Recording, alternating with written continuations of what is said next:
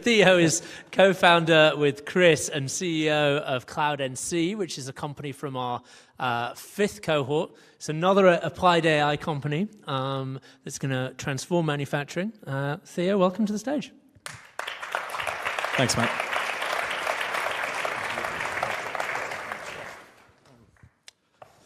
Hi, everyone. I'm Theo, as Matt mentioned, co-founder of CloudNC. And what we do is we are, in a nutshell, trying to halve the cost of manufacture for about $100 billion worth of metal components every single year. By metal components, I mean anything from the body of a MacBook or an iPhone to a jet engine turbine blade, injection molds, pretty much everything that is manufactured starts its life as a block of metal that must then be cut into a useful shape by the CNC milling machine. And right now, there is a very big problem with this machine that pretty much no one has seen or ever heard of before, and that is that it is not automatic. If you were to walk up to one on the factory floor, you might expect it to be like a 3D printer, where you can just give it a 3D file, press the big green button on the front, and it will make it for you. But unfortunately, that's not the case. What would actually happen is I would have to sit down in front of a computer for anything from 1 to 100 hours, telling that machine everything about how it's going to make that component. I'll select the tools, I need to say how they're going to move. It's a very complex process that takes years of experience. If we are able to automate this process, we halve the cost of manufacture for these components, and that will change the face of manufacturing. We've been working on this for 2.5 years now, and last week we started deploying a very ugly early version of our software in factories for the first time, and now we are starting to ask questions of scale. Awesome. Sure. So the first thing that we're wondering about is we are about to start interacting with customers en masse, and until now, the question of what do we build has been very, very simple. It needs to work, and that is all. But soon, masses of features are going to be coming, and we're starting to ask questions of product management and sales and operations management. These are all roles that we know less than nothing about.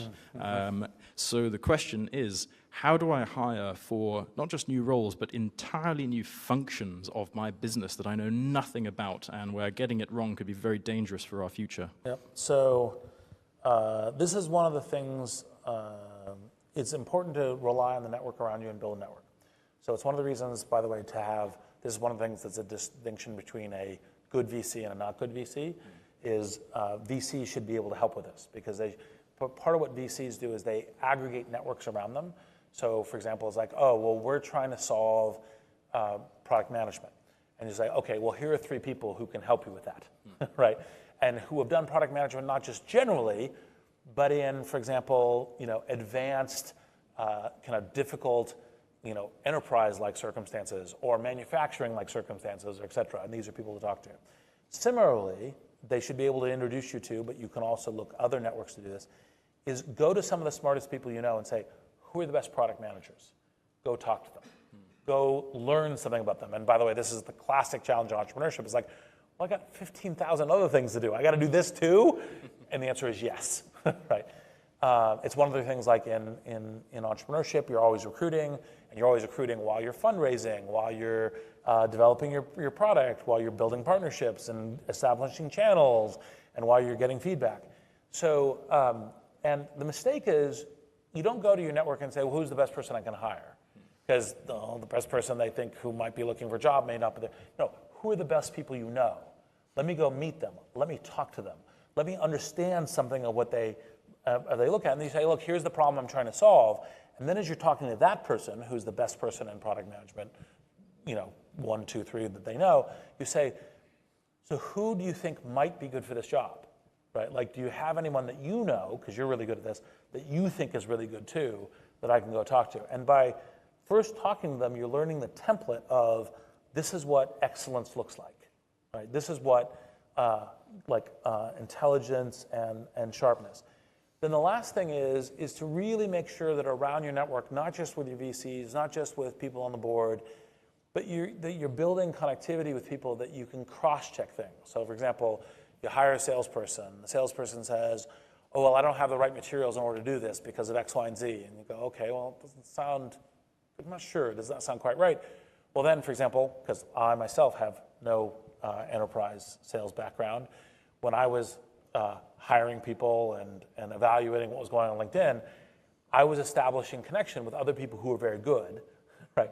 Who I'd say, so this is what I'm hearing. Is that right or wrong? And they'd say, oh, that's totally right. This is what you need to do in order to support sales. This is what you need to, like, this is when you can actually qualify a pipeline. This is what it looks like. And you're like, oh, okay, great, thank you. And so that network helps you kind of amplify the decision making. The last thing is when you're, and this is super scary, but it's true, when you're going into these areas that you don't know, you'll have higher error rates. And so what that means is you have to be on top of it for correcting. Right? So like I hired this salesperson and I thought I did a good job. Went and talked to a bunch of people, saw what the thing is, asked for advice, did references. It's not working. Trade, right? Adjust.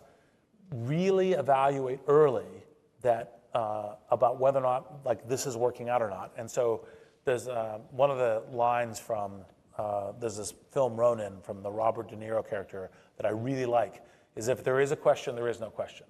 Right, so once you actually start getting to that question and you're in a kind of a critical function, like change, like work on it. And so, and part of what you see happen in the scale-up journey, and this is one of the things covered in the to-be-published book, is as you scale, don't promise your people when you're small that, oh, you're always going to be in charge of product. Oh, you're always going to be in charge of engineering. Oh, you're always going to be in charge of sales. Maybe you are. Like, we're going to scale, the problem's going to change. Maybe you're going to scale, maybe you're not. We're going to give you a shot at it. What you can promise them is you'll always have interesting work. You're a good person here. You'll always be central to the company. Your job will grow and will give you interesting learning experiences. I can promise you that. You're delivering, I can promise you that. However, part of the thing that happens as you scale is you're constantly actually hiring new executives. You're hiring new managers. Because you go, oh, we now need sales. How do we do sales? Part of the thing is like, well, I may need to go hire someone. I may need to go hire someone who's like, oh, I've tackled this problem before. I have depth of experience and knowledge in it.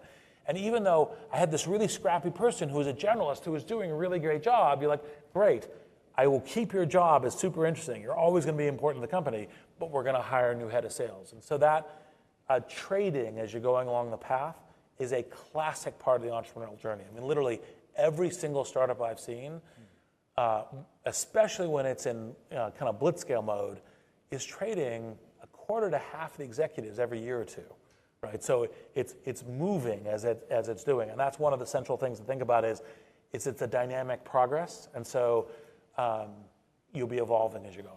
And do you think this person, then, when we bring in the first person for a function, is it someone who should be at a similar level to ourselves so that we can get our culture across into this new function, or should it be someone who is literally going to tell us how this role should be done step by step and be trusted with building out almost exclusively on their own this aspect of our organization? Is there a risk in that? There's risk in that. You should never, you should always view it as you guys, the founders and everyone else, you're on a learning and you have to learn it, not necessarily do it as well as they do, but because of cultural integration, vision integration. If you have an executive who says, oh, leave me alone, I got this, wrong fit, right? You want someone who's learning with you. You want someone who says, look, I know a lot. I'll bring a lot, and I'll say, oh, look, here's the way we do this. Like, this is the way that I was qualifying pipeline, and this is the way that I was doing initial lead generation. This is the way, and you might go, great, great, great, let's try that initially. But that they're going to be open and learning this business with you, this culture, this product. Because if they're like too much like, I got this, and leave me alone, then you're like, well, but we got to learn this together. We're going down this journey together. And if they're not that, then they're not collaborating with you. So it's much more the first than the second. Now, that doesn't mean that they might not say, look, I've done this for 10 years. I've got a depth of stack of experience. And as we're learning, I'm going to want to spend the first X minutes just explaining to you how I normally do it. Great. You want to be a learner? Fine. Teach me at high speed. How do you do this? And that's super important. And that's the approach you want. But if it isn't collaborative and it isn't, I understand that I also need to be learning this business, this product, this company, this culture, this vision, this thing as we're getting big. If the person doesn't have that attitude, approach, mindset, wrong fit. Okay, so the next question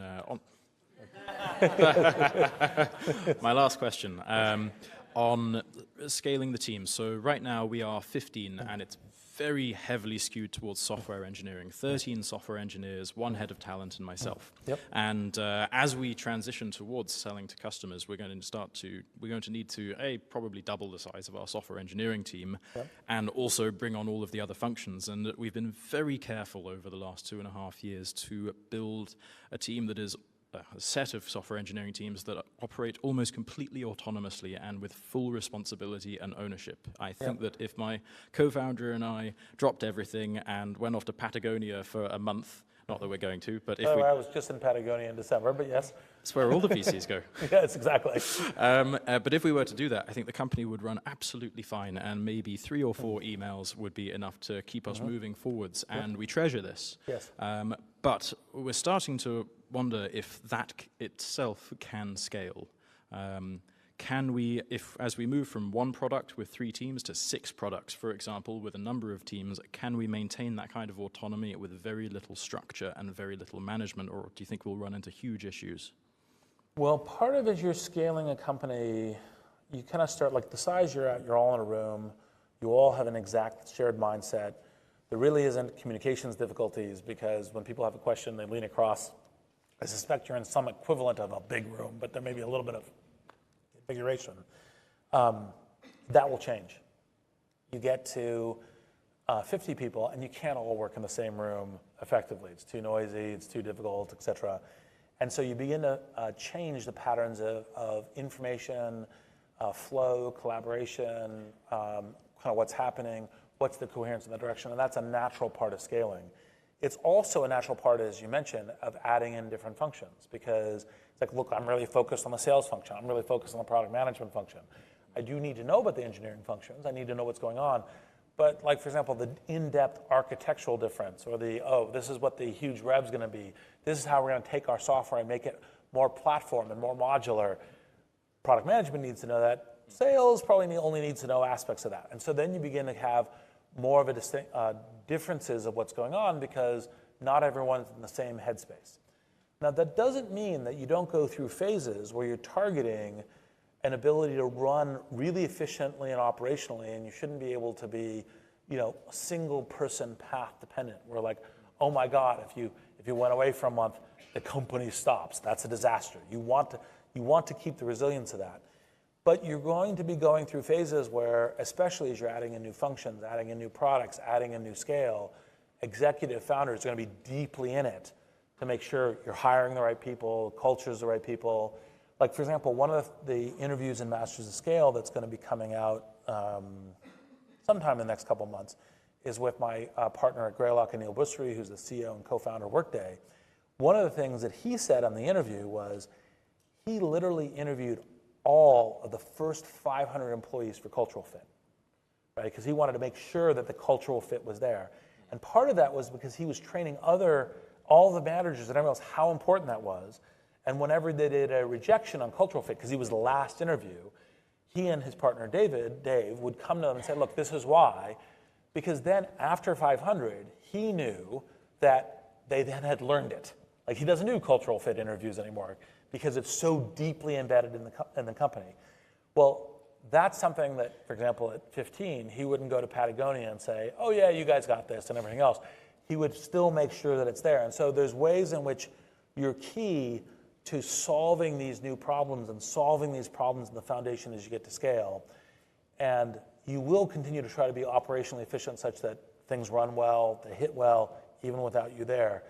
But it's going to be a lot of work to continue to go there as you add products and as you add scale.